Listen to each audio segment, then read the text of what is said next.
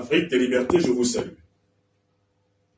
En ce vendredi 30 janvier 2026, au nom de l'Institut de l'Afrique des libertés, association au service de l'émancipation africaine basée à Bamako, au Mali,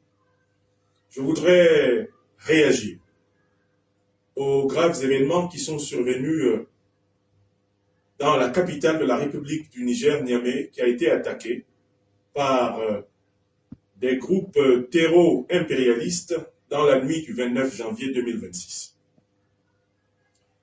Le président de la République du Niger, sur la base des renseignements récoltés sur le terrain où les assaillants ont tous été correctement défaits, accuse clairement la France de Macron, le Bénin de Talon et la Côte d'Ivoire de Ouattara d'être les véritables sponsors de cette attaque sauvage contre l'aéroport de Niamey au Niger. C'est une situation suffisamment grave pour attirer l'attention de toutes les Africaines, de tous les Africains, l'attention de l'ensemble des personnes qui, sur tous les continents, veulent que nous vivions dans un monde de paix, de sécurité, de respect mutuel, un monde de souveraineté, un monde de dignité partagée. J'invite les Africaines et les Africains, internautes sur tous les continents, à condamner avec la dernière énergie cette attaque terro-impérialiste qui n'a pour but en fait que d'arracher les richesses faramineuses du Niger,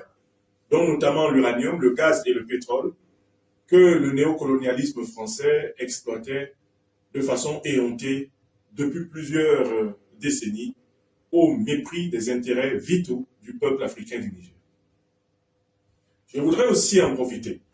pour attirer l'attention de l'ensemble des autorités des États panafricains, pour qu'il soit clair qu'en réalité, cette attaque de Niamey signe un tournant décisif dans la guerre qui est menée contre les États souverainistes africains, et notamment contre l'Alliance des États du Sahel, qui est aujourd'hui la muraille, le porte-étendard de la libération africaine. Il faut que tous, société civile, gouvernement de cette sous-région, nous relevions le cran de sécurité, le cran de mobilisation, le cran de vigilance, afin de contrecarrer toutes les initiatives de la même nature qui sont en cours de préparation pour attaquer le Mali,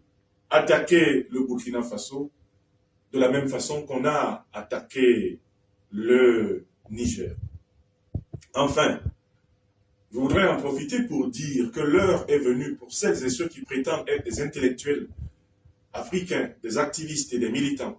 de prendre leurs responsabilités pour soutenir la révolution panafricaine. Car cette révolution va nous permettre enfin d'organiser ce continent comme un lieu où nos enfants, nos petits-enfants, nos arrière-petits-enfants vivront dans des meilleures conditions que nous, nos parents, nos grands-parents, nos arrière-grands-parents auront vécu. C'est un enjeu civilisationnel continental. La défaite du néocolonialisme français, la défaite de l'impérialisme occidental est la condition essentielle pour l'émergence, que dis-je, la réémergence d'une Afrique souveraine, d'une Afrique prospère, d'une Afrique en paix et en sécurité. Je tenais solennellement, depuis cet oratoire de l'Institut de l'Afrique des libertés à Bamako, je tenais à apporter mon soutien